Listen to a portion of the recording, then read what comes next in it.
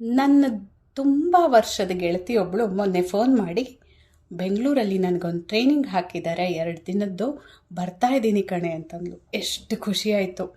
ಅಯ್ಯೋ ಹೌದಾ, ಖಂಡಿತ ಬಾ ಅಂತಂದೆ. ನಮ್ಮ ಮನೇಲೇ ಹುಡುಕೋ ಅಂತಂದೆ. ಟ್ರೈನಿಂಗ್ ಎಲ್ಲಿ ಅಂತ ಕೇಳಿದೆ.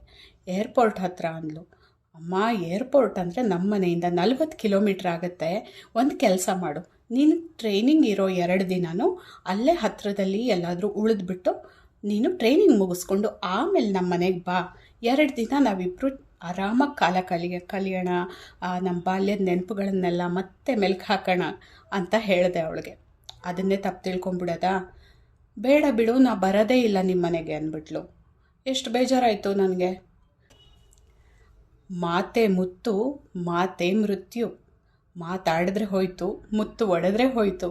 ಹೀಗೆಲ್ಲ ಗಾದೆ ಮಾತುಗಳು ಮಾಡ್ತಿದ್ರಾ ನಮ್ಮ ಹಿರಿಯರು? ಈ ಥರ ವಿಷಯಗಳಾಗಿದ್ದರಿಂದನೇ ಇದನ್ನೆಲ್ಲ ಹೇಳಿದ್ರು ಅಲ್ವಾ? ಆಮೇಲೆ ನನ್ನ ಗೆಳತಿಗೆ ಫೋನ್ ಮಾಡಿ ಹಿಂಗಲ್ಲಮ್ಮ, ಹೀಗೆ ನಾನು ಮಾತಾಡಿದ್ರ ಉದ್ದೇಶ ಬೇರೆ ಅಂತ ಅರ್ಥ ಮಾಡಿಸ್ದೆ. ಅವಳನ್ನ ಮನೆಗೆ ಬರೋ ಹಂಗೆ ಮಾಡಿಕೊಂಡೆ. ಸೊ ಯಾಕೆ ಇದನ್ನು ಹೇಳ್ತಾ ಇದ್ದೀನಿ ಅಂತಂದರೆ, ಮಿಸ್ಅಂಡರ್ಸ್ಟ್ಯಾಂಡಿಂಗ್ಸ್ ಆಗ್ತಾನೆ ಇರುತ್ತೆ. ನಾವೇ ತಪ್ಪು ತಿಳ್ಕೊತೀವಿ, ಎದುರಿಗಿರೋರೇ ತಪ್ಪು ತಿಳ್ಕೊಳ್ತಾರೆ. ಆದರೆ ಅದನ್ನು ಸರಿ ಮಾಡಿಕೊಂಡು ಓಪನ್ನಾಗಿ ಮಾತಾಡಿ ಕ್ಲಾರಿಫೈ ಮಾಡಿಕೊಂಡು ಮುಂದೆ ಹೋಗಬೇಕು. ನೀವೇನಂತೀರಾ?